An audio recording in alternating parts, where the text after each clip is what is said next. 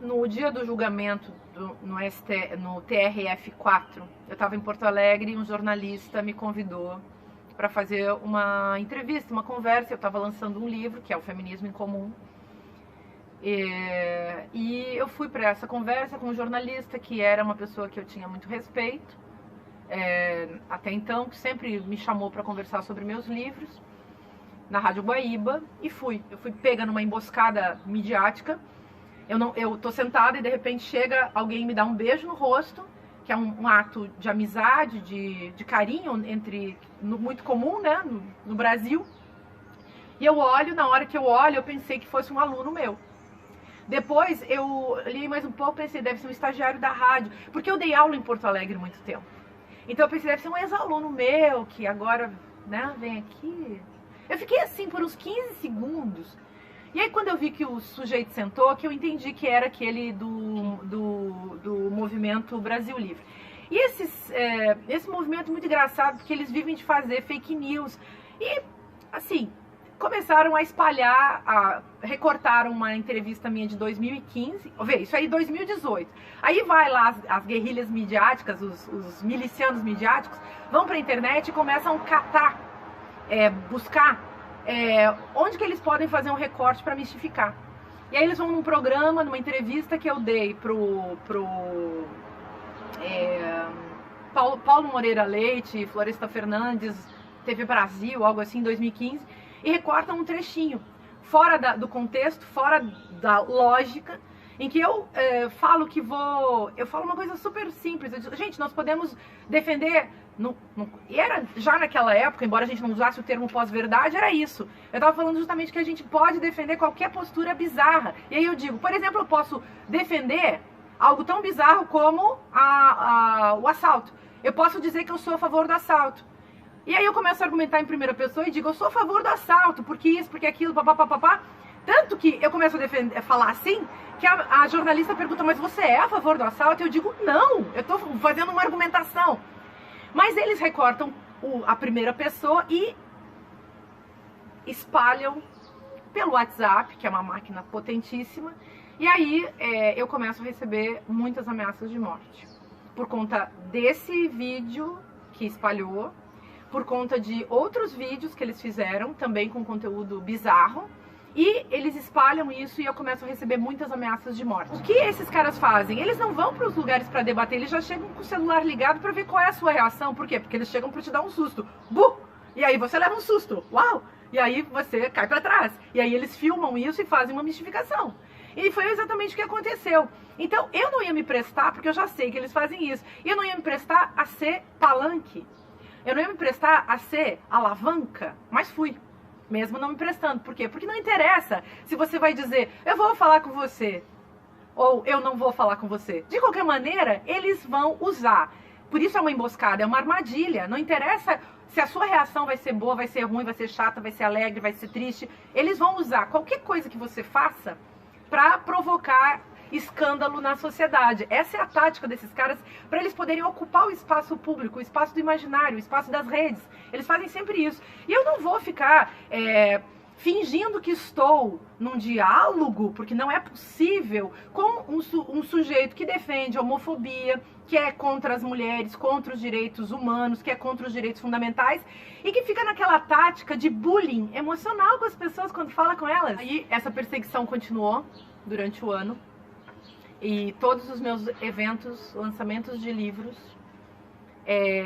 foram invadidos, a não ser, ou havia promessa de invasão, muita ameaça, ameaças do tipo, quando você estiver assinando um livro, eu vou te matar.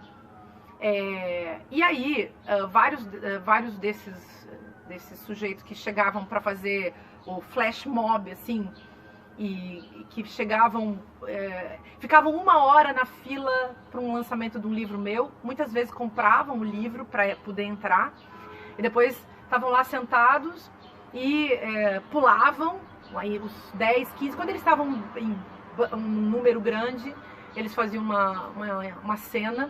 Quando eram poucos, eles ficavam ali, as pessoas percebiam, mas tinham controle, e sempre muita segurança controlando. Isso começou a virar uma coisa muito perigosa, porque não era perigo só pra mim. é perigo para a cultura brasileira, é perigo para a cultura literária, é perigo para as pessoas que querem ir para um evento, escutar, ouvir, curtem a escrita de uma pessoa. E eu tava colocando em risco as pessoas que gostam de mim também. Teve um dia que teve pancadaria. Teve um dia não, teve uns 3 dias que teve briga, teve pancadaria em certos eventos. E eu nunca consegui entender de onde vinha aquilo. E ficava muito preocupada com a segurança das pessoas. E o último evento, teve um evento que eu participei ainda, que foi em novembro. Esse foi bastante significativo porque havia ameaça de morte, ameaça de invasão. Havia uma página chamada Ela Não no Facebook da cidade de Maringá, que é uma cidade incrível, linda, maravilhosa, com 6 bibliotecas. Eu fui convidada para um festival literário lá muito legal. Eu estava lançando um romance que se chama Sob os Pés, Meu Corpo Inteiro. Eu fui falar de literatura, não tinha mais campanha, a extrema-direita já tinha ganhado, mas eles não te deixam em paz, você não pode ser escritor, você não pode ser uma escritora de romances. E aí nesse dia, assim, foi muito desagradável aquela segurança armada, foi muito triste ver isso, na verdade. Foi muito triste que todas as pessoas tenham que ter sido suas bolsas, mochilas revistadas. Não sei quantas pessoas eram, 200, 300, 400, 500, era muita gente, atrasou muito o evento. E ali teve um momento muito forte. Que aliás, a gente que é escritor vai para esses eventos, uma feira de livro, é seu tempo, é sua carreira, é sua vida. As feiras de livro pagam lá um cachezinho para escritor, é uma vida muito simples, não é um grande cachê. Mas naquele dia tinha o tal do cachê, eles estavam revoltados com o tal do cachê. Eu fui até lá também para doar o meu cachê para as bibliotecas. Eu cheguei lá, isso também era um ato muito importante para mim. Eu doei meu cachê para as bibliotecas públicas maravilhosas de Maringá comprarem livros de autoras mulheres brasileiras contemporâneas, minhas contemporâneas. Né? Fiquei muito feliz de ter feito esse gesto, e acho que foi um gesto generoso. É o meu pagamento, é o que eu dou em troca dessas pessoas que fazem maldade comigo, mas que eu também dei em troca, como agradecimento, às pessoas que fizeram tanta generosidade, tanta bondade comigo, que tiveram tanta gratidão, tanta expressão de amor para comigo em Maringá. Então teve muito ódio e teve muito amor, e eu fico do lado do amor. Mas foi um momento muito forte e eu comecei a me preocupar se todos os meus eventos, se cada vez que eu andar na rua, se essas ameaças que chegam por e-mail, essas ameaças que chegam pelas redes, essas ameaças que chegam no Zoom, essas ameaças que chegaram no meu telefone, se elas não forem só ameaças, num clima em que há um estímulo para a matança que vem de cima para baixo, então eu achei que não apenas para a minha própria segurança, mas para a segurança também das pessoas que andam comigo, que convivem comigo, que estão nesses eventos comigo, que era melhor eu sair do Brasil. E aí eu aceitei um convite de uma instituição que protege escritores perseguidos no mundo, e que é aqui nos Estados Unidos, e que é uma instituição inspirada na questão que envolveu Salman Rushdie há muitos anos, quando ele escreveu versos satânicos. E, quer dizer, a percepção dos grandes poderosos sobre a periculosidade da literatura, a literatura como sendo uma ameaça ao autoritarismo, porque a literatura é aberta, a literatura produz esclarecimento, produz sensibilidade, uma sensibilidade melhor elaborada, né? E aí eu aceitei o convite dessa instituição e vim para os Estados Unidos, que é um país cheio de democracia, em que pese o Trump, é que nem no Brasil, em que pese o nosso governo, um país cheio de democracia. Tem um bando de gente autoritária, mas tem um bando de gente democrática, e essa é uma tensão para a gente avaliar. É igual nos Estados Unidos. Aqui só encontrei pessoas maravilhosas, generosas, gratas, com um espírito democrático incrível, muito críticas, e gente que se protege, se ajuda os estrangeiros. Então, os Estados Unidos, nesse sentido, apesar do Trump, é um país que tem uma densidade democrática muito mais forte, evidentemente, do que o Brasil. E é óbvio que os Estados Unidos têm toda uma... Como Estado, né, e como governo, tem toda uma responsabilidade em cima do que acontece com a América Latina em termos de ditaduras, Mas, ao mesmo tempo, a gente precisa aprender a separar governos e pessoas. Eu sou brasileira e sou uma pessoa democrática, embora o Brasil agora esteja sendo fascista. Assim como você, assim como muita gente. Então, a gente não deve confundir o país com as pessoas. Eu acho que existe justamente essa tática de criar um foco. Então você cria um foco e na internet, porque o que é a internet hoje, o que são as redes sociais? A criação de um mundo virtual. Eu venho escrevendo sobre isso nos meus livros há muito tempo. Em 2014, num livro chamado Filosofia Prática, eu já falava dessa ideia do cotidiano virtual. Então são as operações que antes você fazia, digamos, no nível analógico e agora você faz num nível que é virtual. Mas esse virtual, ele implica as mesmas táticas. Então, você aponta para alguém, é aquela teoria do ponto negro, né, do Elias Canetti, tem um ponto negro, você aponta para alguém, mesmo que aquela pessoa não tenha feito nada.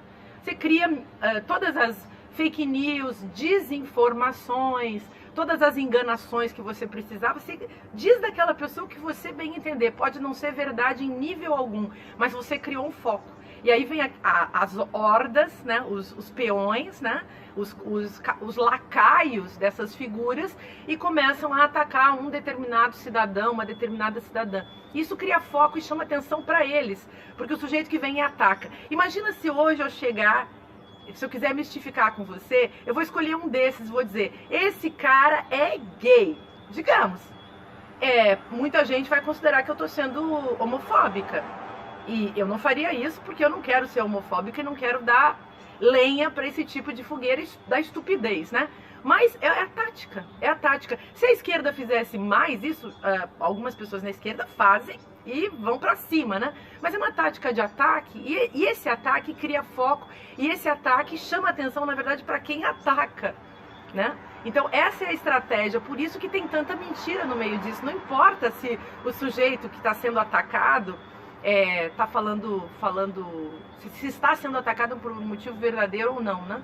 Então isso também é um efeito dessa época que a gente chama de pós-verdade. E eu tô aqui falando para vocês já preocupada se alguma dessas minhas frases não vão ser recortadas, porque eu vivo desde que eu saí daquela rádio Guaíba em Porto Alegre, eu vivo uma situação muito exótica. Nós precisamos, aliás, ultrapassar esse momento de pós-verdade. Nós precisamos, isso é uma frase filosófica do Lula, e o Lula merece esse crédito. Ele disse um negócio fantástico no meio dos seus discursos, ele disse: nós precisamos restaurar a verdade no Brasil. E essa verdade precisa ser restaurada no mundo, inclusive. Aqui nos Estados Unidos ela precisa ser restaurada. Afinal de contas, como o presidente que foi eleito aqui, como esse presidente se elegeu na base também de mentira, desinformação, que é uma tática, essa guerra híbrida que está em cena no mundo. Em relação à nossa esquerda, eu acho que falta um caminho, mas acho que já há muita gente com vontade de unir. Quando eu falo em unir a esquerda, eu penso que nós não precisamos ter consenso. A mesma coisa vale para o feminismo. A gente, aliás, traz isso do feminismo. A gente não precisa viver em consenso, a gente precisa viver em diálogo e sabendo o que importa. E eu acho que a gente tem uma esquerda no Brasil que precisa realmente da autocrítica, que é essa extrema esquerda que não reconhece a luta da esquerda que chegou até aqui e que só conseguiu crescer um pouquinho mais porque viveu de certas críticas e de certos pequenos ódios e de uma certa tentativa de parecer moral, e caiu no moralismo. Uma bandeira não tira a outra. A gente tem que aprender a trazer as nossas bandeiras todas. E eu acho que Lula livre é uma bandeira inevitável. Essa bandeira está dada. Não se trata de escolher essa bandeira. Essa bandeira está dada. Ela é expressa, ela está na sensibilidade, na mentalidade. E Lula, como cidadão, pensando o avô que teve seu neto morto dessa maneira, que está preso dessa maneira, que teve seu irmão morto, teve sua mulher morta daquela maneira. Quer dizer, um homem que, como cidadão, é um Jó. Quem conhece Bíblia lembrará de Jó. Lula está sendo Jó. Eu tenho absoluta certeza de que Lula é inocente. Eu e muita gente que, inclusive, a gente imagina que seja contra ele. Mas assim, todo mundo sabe que Lula é inocente. E a sua inocência está sendo provada na prática concreta. Quem acredita no simbólico e acredita em alguma religião também sabe que ele é inocente. Quem é cristão sabe que ele é inocente. Quem é cristão e tem um pingo de cristianismo na cabeça sabe que ele está sendo Jó, que ele está sendo essa figura. Eu tenho a obrigação de defender esse cidadão, como eu defendo todos os cidadãos que estão presos injustamente numa das sociedades, no nosso país, que é um dos países que mais encarcera pessoas. E ele está sendo punido num projeto político em que ele precisa ser apagado, e todo mundo assistiu isso. Esse ex-juiz, aquela figura, você viu o Laerte mostrando quem esse ex-juiz que prendeu Lula é um funcionário desse sistema que precisava apagar Lula para Lula não ganhar a eleição. Mas é tão claro, porque todo mundo votaria no Lula. Eu acho que até a direita, se fosse entre Lula e Bolsonaro, até o Alckmin votava no Lula, sei lá, vai, né? Por quê? Porque é tão bizarro imaginar que você vai ser governado por uma figura mentecapta.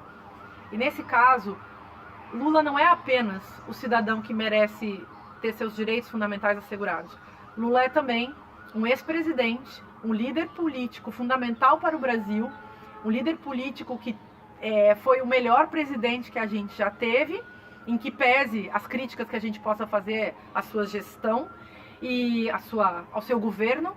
E, aliás, ninguém governa sozinho, é um bando de gente junto pensando várias coisas, quando se pensa, né?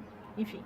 E há essa figura simbólica que precisa ser também resgatada por nós e não pode ser esquecida. Essa compreensão do caráter simbólico dos nossos heróis é fundamental. E a gente tem um herói que está vivo e preso injustamente numa cadeia perversa de um sistema judiciário perverso que instaurou um estado de exceção no Brasil.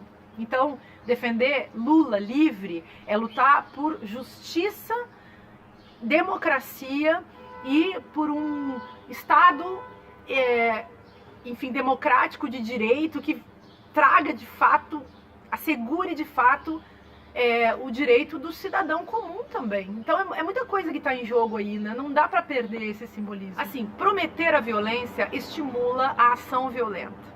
Então, discutir e refletir sobre a violência é bom. É importante, porque as pessoas precisam entender as razões pelas quais elas praticam violência e elas sofrem violência. Talvez, compreendendo essas motivações, as pessoas tenham caminhos para procurar uma postura na vida mais razoável. E acho que, aliás, essa é uma questão para a gente se colocar no Brasil também. Nós precisamos refletir mais e precisamos buscar uma sociedade mais razoável. Precisamos buscar razoabilidade e sair dessa agressividade e desse delírio de agressividade que está em cena hoje no Brasil e que é produzido com os fins do sistema. Quer dizer, Bolsonaro jamais teria sido eleito se o Brasil estivesse num clima de amor. Lula é o clima paz e amor. Esse já foi o apelido dele. E isso fazia bem ao Brasil. A afetividade amorosa e pacífica fazia bem ao Brasil, fazia bem inclusive à economia brasileira. Porque essas coisas andam juntos, o imaginário, o simbólico, o discursivo, o afetivo e a prática cotidiana da vida e das instituições depende, evidentemente, de afetos, né? Então a gente precisa compreender o arranjo sistêmico desses elementos todos. E claro que uma cultura de ódio produz mais ódio. O discurso de ódio produz práticas de ódio, leva, portanto, à violência. Então, é preciso combater, é preciso enfrentar com lucidez, com inteligência, com generosidade, com muito cuidado, com pesquisa, com um real diálogo. É preciso enfrentar a violência, essa cultura da violência que fomenta a violência. Do meu ponto de vista, os motivos que levaram ao assassinato de Marielle, as motivações desse assassinato terrível, são motivos que precisam ser superados na cultura brasileira. Racismo, misoginia, LGBTfobia e essa essa raiva e esse ódio de pessoas que lutam pelos direitos humanos. O ódio que há também pelas classes exploradas e aviltadas, que faz parte, anda junto com o racismo e com a misoginia, que no feminismo a gente discute em termos de interseccionalidade, esse é o termo que o feminismo usa. E então Marielle, na verdade, Marielle foi morta por um sistema. E esse sistema, ele se concretiza no Brasil, ele se torna efetivo no Brasil nesse arranjo que envolve políticos, milícias, policiais e cidadãos comuns que vivem justamente num arranjo. É um sistema mafioso que tem no Brasil. Eu acho que esses cidadãos não imaginavam a importância simbólica de Marielle. Vamos falar simbolicamente. Marielle era o nosso sonho. Bolsonaro, que eu uso aqui como um termo genérico, é o genérico dessa política degenerada no Brasil, porque é uma política degenerada. Marielle era o nosso sonho. Bolsonaro é o nosso pesadelo. Marielle era uma promessa luminosa de política, porque Marielle era a pessoa mais bonita, mais generosa, mais amiga, mais decente com todo mundo, bacana todo tempo, honesta no seu discurso, na sua prática, que aprendeu a fazer política na vida real, concreta. Marielle era uma figura impressionante. Eu chamava Marielle de governadora, presidenta, eu sempre dizia prefeita. Eu sempre tratava ela assim porque para mim ela era gigante. Ela é gigante. E mesmo assassinada dessa maneira, a tentativa de apagá-la, o espírito de Marielle é tão gigantesco que ela continua presente. Então, é maravilhoso isso que tá acontecendo agora, dessas manifestações em que pese a tragédia política, a tragédia interior, a tragédia do Brasil, a tragédia com a morte dela. A morte de Marielle é o pior momento desse pesadelo que a gente está vivendo, e é muito doloroso conviver com essa ausência, mas ao mesmo tempo é tão bonito a gente ver as pessoas se agarrando no simbolismo espiritual de Marielle. Espiritual, não estou querendo dizer no sentido só religioso, não. Eu quero falar no sentido cultural. Realmente um grande símbolo de tudo aquilo que a gente esperava da luta política no Brasil. É mulher, negra, lésbica, mãe, filha, generosa, amigona, participante, linda, alegre, e ela era altiva. E esses homens brancos, canalhas, que mandaram matar, ou ficam rasgando placa com o nome dela, assim, são pessoas vis, são pessoas vazias, e são pessoas que vão ser superadas, porque o Brasil é mais bonito, é melhor do que isso.